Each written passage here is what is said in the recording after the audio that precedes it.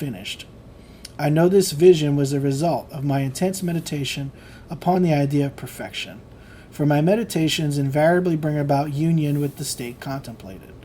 I had been so completely absorbed within the idea that for a while I had become what I contemplated, and the high purpose with which I had for that moment identified myself, drew the companionship of high things, and fashioned the vision in harmony with my inner nature. The ideal with which we are united works by association of ideas to awaken 1,000 moods to create a drama in keeping with the central idea. Now, what I was just talking about, where your negative thoughts are a product of your state, this is how Neville is telling you this in a much more eloquent language. The ideal with which we are united, and depression is an ideal, works by association of ideas to awaken 1,000 moods to create a drama in keeping with the central idea.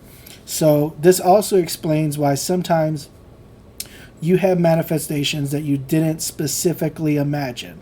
So if you are someone who is in a state of things never work out for me, or I can never get ahead. Let's make it really specific to money. I can never get ahead in terms of money. So you didn't specifically imagine for your car breaking down and now you have a huge bill the only month you've had some extra money to sock away. This is something that's coming from that central state. You have this state of I can never get ahead. And so when you do get ahead, something has to happen to keep in line with that state.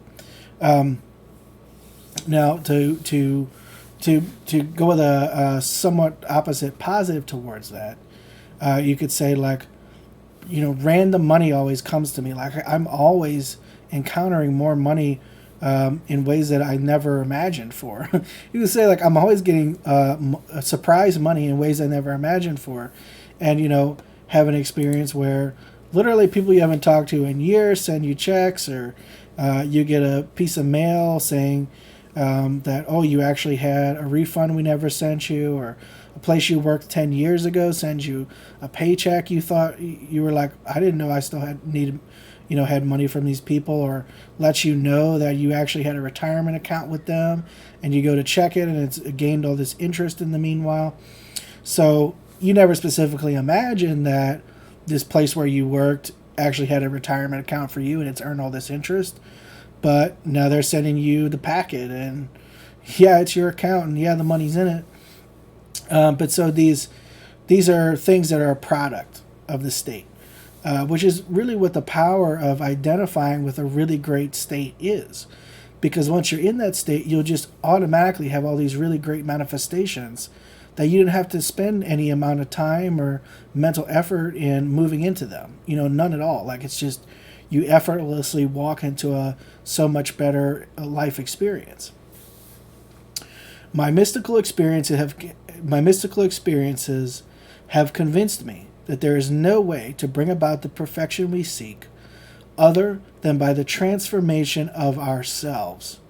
As soon as we succeed in transforming ourselves, the world will melt magically before our eyes and reshape itself in harmony with that which our transformation affirms. We've fashioned the world that surrounds us by the intensity of our imagination and feeling, and we illuminate or darken our lives by the concepts we hold of ourselves.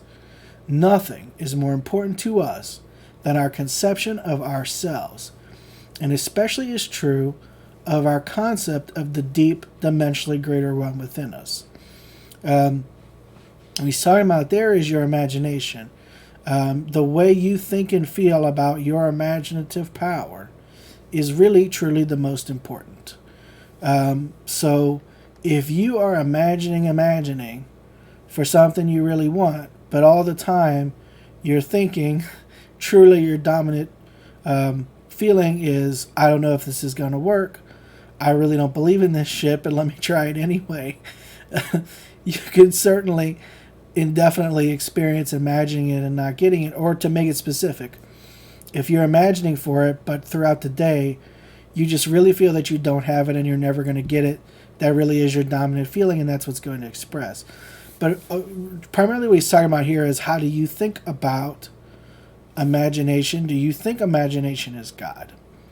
Do you really truly believe that this is the one power and that it will absolutely do whatever you decided that you're going to do with it?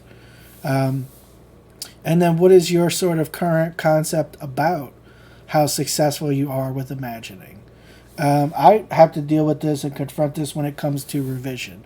And I just wrote down the scene that I'm going to do because my experience has been that revision works short term, and then not absolutely, which I don't like.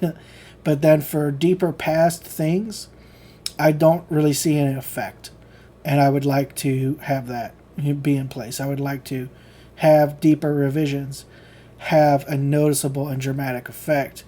And then I would also, and this is something that Neville really, in all the lectures I've read, hasn't addressed appropriately, I would also like revisions to automatically delete the original memory, or so deeply disentangle myself from it that it feels like I didn't experience it,